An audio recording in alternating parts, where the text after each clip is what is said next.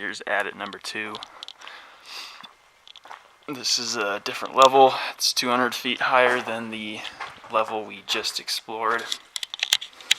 And I'm going to be putting on the respirator. So you won't be hearing from me in the mine, but I might commentate over the video later on. Anyways, we're going to head down this crosscut and check it out.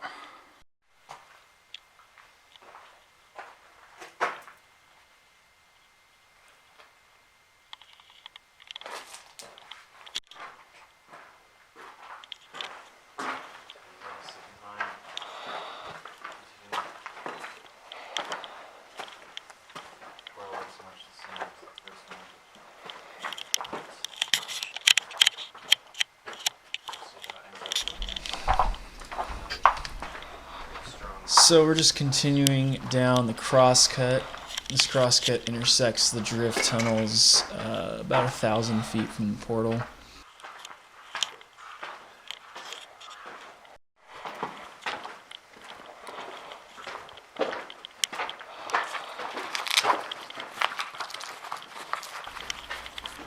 It's a straight shot right back to the drifts.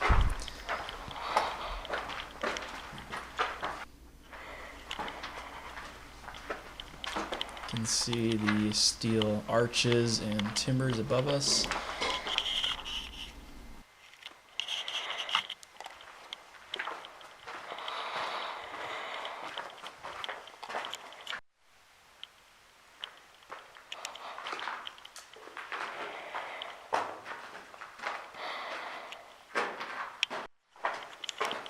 So this is one of the shaft stations. Obviously we're a couple levels above the previous shaft station. It's about 200 feet above the previous shaft station that we saw. This is the same shaft. You can see the triple compartment there.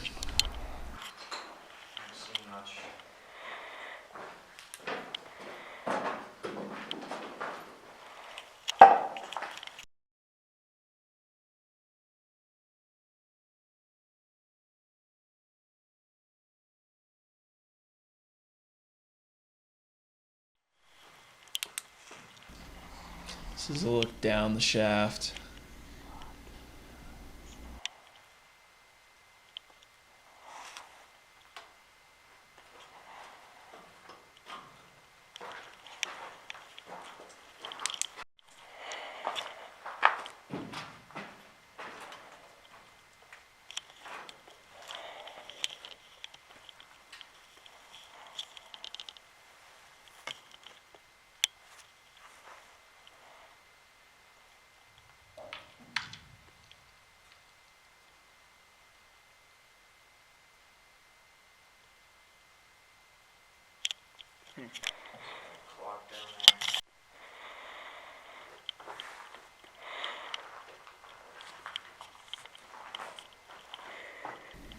It's a pretty large structure, not quite as tall as the lower level station, but still pretty impressive nonetheless.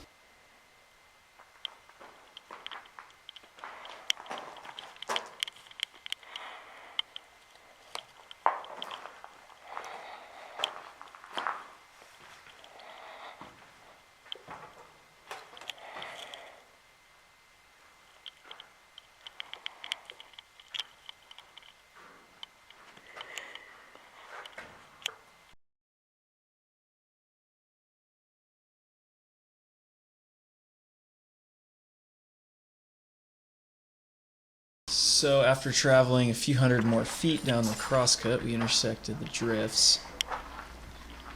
And there's actually more than 2 branching tunnels at this point in the mine. So a lot of different ways to go here, as you can see.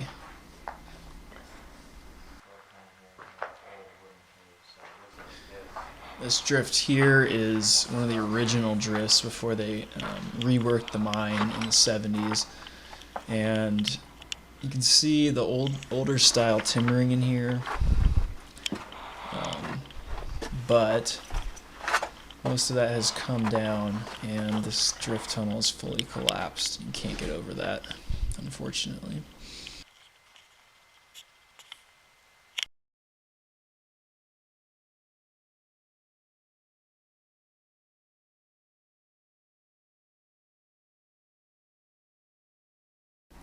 That's back where we came from, toward the portal. This is another one of the older drifts. And it's backfilled and blocked off.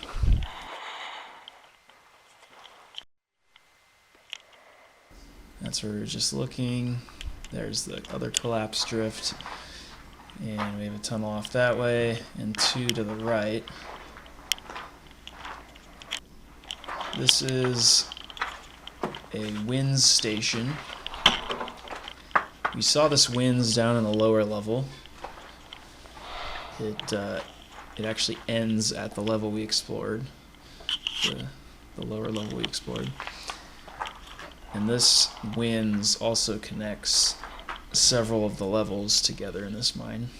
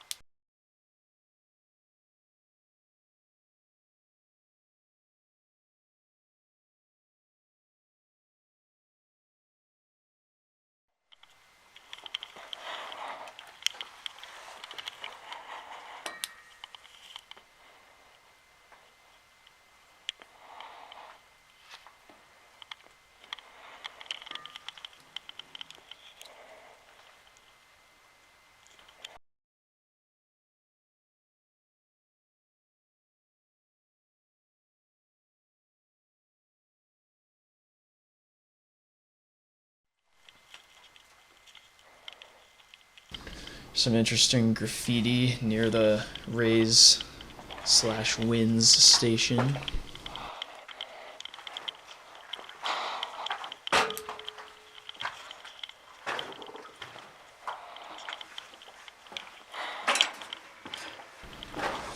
This area is mostly just a storage area. So we'll go back to the main junction here, and we're going to head down the left drift, which is this way.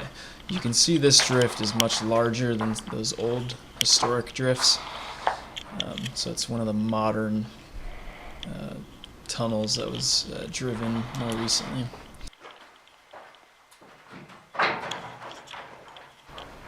There's a door there in the drift tunnel.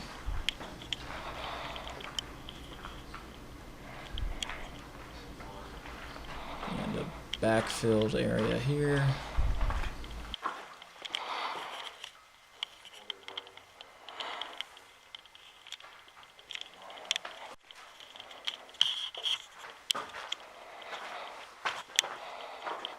Just beyond the doors is a storage area.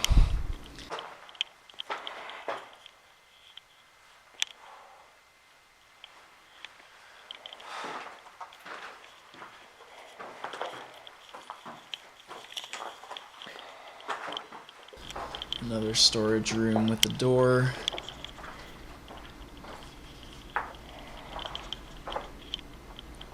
And the drift continues on forward there.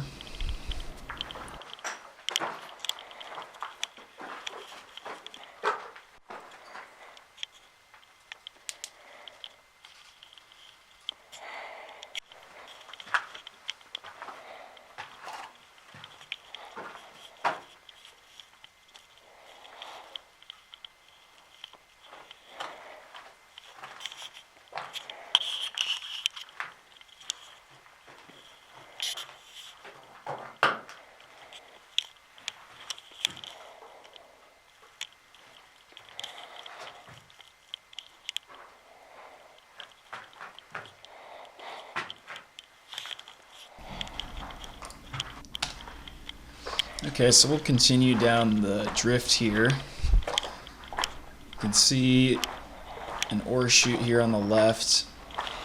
This level is very similar to the lower level in that there's some parts of the drifts where you're following or paralleling a former drift, an older drift. And they also, obviously, they use the shrinkage stoping method of mining as they did in the lower levels and in the entire mine. So you see a lot of those types of chutes coming out of the stopes above.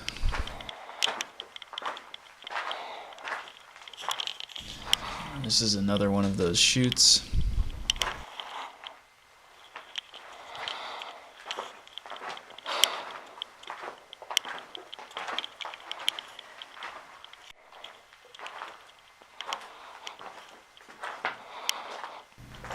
You can see some of the pretty impressive mineralization in this mine. And we're getting into some timbering.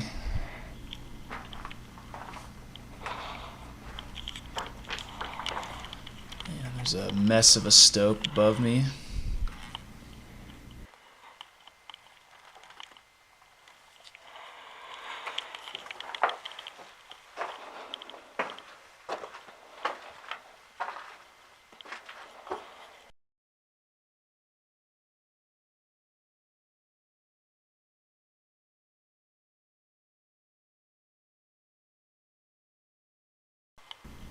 Just another look at the stope above me.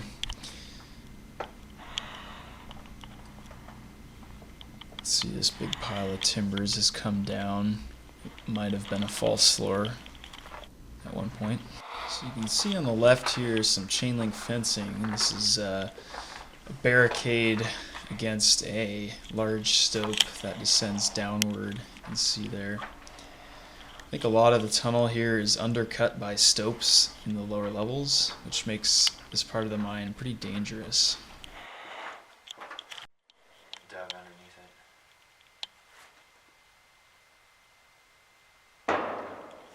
it. That's about it.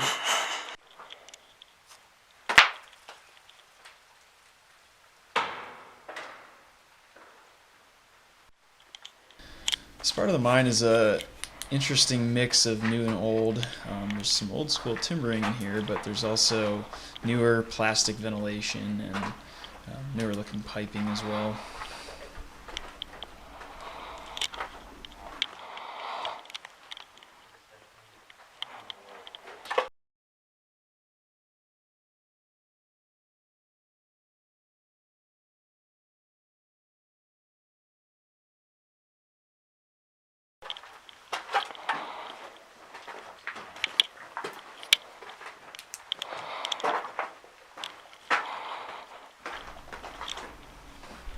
There's a blocked off chute there.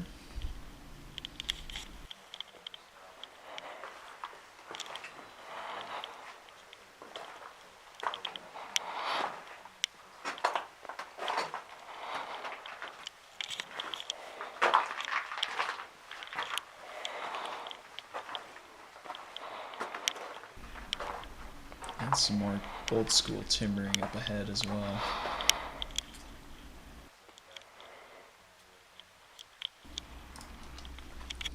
So we'll head down the timber drift to the left. This is the older of the two tunnels at that last junction. And it's very well timbered in this section of the mine, as you can see. These are older chutes, probably from the 50s, maybe the 40s.